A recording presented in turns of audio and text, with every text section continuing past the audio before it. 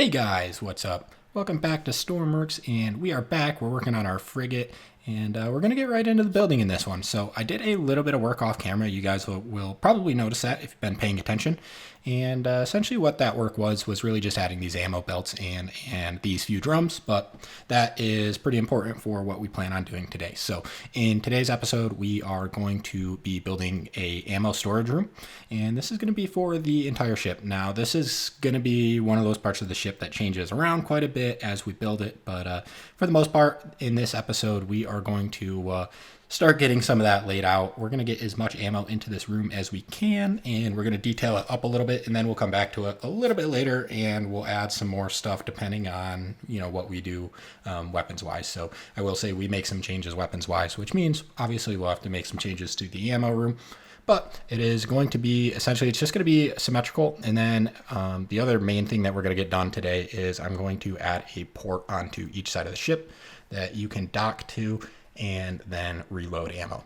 So if you really want, you could refill this thing's ammo storage completely automatically, minus some of the smaller guns like the mounted machine guns and whatnot. But yeah, all of that will work correctly, and that is going to be the other big thing that we're going to work on today. So you guys will kind of see how I get that done, how we go about that. But for the most part, right now, I am just trying to fill this room in quite a bit, and then we are going to we'll move the conveyors outside of this room. So this room really is going to be kind of like a blast containment area, really. So the idea of it is that it's going to be hard for enemies to do damage this far into the hull, as well as since this is its own isolated area, it should hopefully try to keep some of the damage from spreading if it does. But that's kind of the thought with this. So I just wanted to have a centralized area that we can store a lot of our explosives and our weapons and that kind of stuff. Mostly just our munitions for our main guns. But yeah, this is pretty important. And since this is something that I wanted to have all along, I figured this is something we probably should get done sooner than later.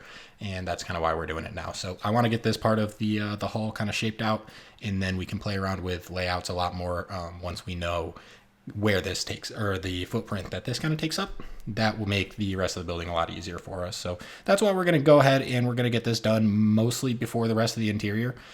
Again, we will make changes down the road, but for the most part, this is a pretty important and central feature to the ship. So I wanted to get it done sooner than later. Now, enough of that. If you guys do like this build series, don't forget to hit that like and subscribe button. We've got plenty more of these builds to go, and I'm actually having a really, really good time building this warship. So yeah, maybe we'll do more in the future, especially if you guys like it. We'll see. Just, I don't know, if you guys have any thoughts or comments or suggestions, let me know down below as usual. And, also while I'm on the spiel, if you haven't seen our Discord, check that out while you're down there. But anyways, we're going to get right back into the building. Now, I'm bringing these conveyor belts out towards the edge of the hull, and then that is kind of, the idea. You're just going to park a boat right next to this and then connect to the ammo connectors and just push ammo in. The only downside to the system is you technically would need to do it from both sides.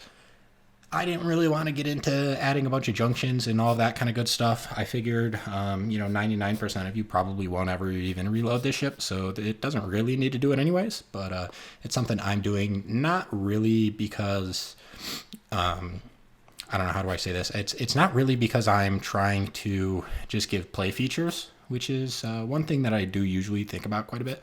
It's more so because I'm trying to make this ship feel a lot more realistic and very busy on the inside, and I'm trying to give everything a purpose. So this is a good way for us to do this. So now our hull is double hulled, so I am just trying to block this in. That way, we can get to the outside of the hull pretty easily. The only other thing we really need to do here is just start bringing our conveyors out, and that is not really too hard to do. Getting them in a nice organized fashion, that's going to be a different story, and then also getting walkways and all of that kind of stuff. I'm sure a lot of this will have to change, but that is why I wanted to start with this, because the ammo belts, those are easy to move. Rooms are not, walkways are not. So if we get all the ammo belts in right now, that kind of fixes a good 50% of our problems, and it's a lot easier to build around this and pipes than it is to build around an entire conveyor setup. So essentially, I will say that you guys will see, I'll kind of share some of the, I don't know, I'm having a hard time speaking right now, obviously, duh. But anyways, the battle cannon ammo isn't going to be there. So that's something I added, and I know we placed quite a bit of battle cannon ammo, but that's something I'm going to change. So the battle cannons are actually going to change to light autocannon, and they're not going to be on a belt feeder. But the battle cannons weren't on a belt feeder anyways. This was just an ammo belt that brought ammo up to them so they could be manually reloaded. The battle cannons I did add in on the side, and you guys kind of got a glimpse of them there where they were on the top deck there. They're kind of like a field gun from World War II, so it's more of just kind of like a really, really large diameter mounted gun. And that I decided it's fun, but it's also kind of hard to use. And the other thing that I really liked that we did with the autocannons, you guys will see this later on, is we were able to get the autocannons to work with our targeting system as well as manually be controlled. So that was actually a really, really good kind of best of both worlds in my opinion, and definitely would rather have that than a field gun. So that's kind of that. So just kind of keep in mind, I know that was a pretty long explanation as to why we're not using battle cannon ammo other than we're just not going to have battle cannons. But yeah, that's kind of that. And we'll have to switch a lot of the battle cannon storage out for light autocannon just because we'll have a lot more light autocannons. But enough of that. I am getting our heavy autocannons belted up. So we are just going to run these along the wall, and I'm going to do my best to make this look sort of nice. It's kind of hard, you know, you guys, I'm sure if you guys have played with this, you understand. There's not all of the pieces in the world, and you also have to think about direction once you get into the battle cannons and larger. Luckily for the belted ammo, we don't really have to do that, but yeah, that is what I'm hooking up right now. We are just going to get these connected into that. That's going to be simple, no more controls for that. We don't need to have a control for that. And then I believe the only other thing we need to get into this little ammo connector area would be artillery rounds. So, and that's what our main gun is. If you haven't seen, our main gun uses artillery rounds. It's quite a big gun, and overkill is not a bad thing in my opinion. So that was kind of the fun part of that. But yeah, that is the last ammo type that we're going to bother hooking up. I'm not going to really mess around with the others. There's no need to, but we're just going to make that look clean, tuck it up against the wall. I think that looks good enough. And now we're going to start maybe working on, I guess, like a covering or like a fascia or something like that that will make this look a lot better. Now, I will say while we're doing this is going to be a little bit of a shorter episode, but that's just because this took a little bit of time. And I wanted to talk about this and show this part of it. And I did not want to try to cram it in with another part of the build. So we're just going to do the ammo room and belts and that kind of good stuff in this episode. So I do apologize today. Today's episode's a little bit shorter, but you know, that's all right. You guys will have plenty of videos to come. I'm sure the series will be quite long. We just finished quite a long one. We just finished up our oil rig. So if you haven't seen that one, check that one out. Definitely a pretty cool build in my opinion. I spent a lot of time on it. So and to be honest, I kind of wish I spent a little bit more. You know, and there's some things that I still wish that I would kind of change about it. So we'll see, but I'm probably not going to put that on film. You guys are, I'm sure, oil rigged out, but I'm just trying to add some labels to these ammo belt connectors now, so you know where to put which ammo.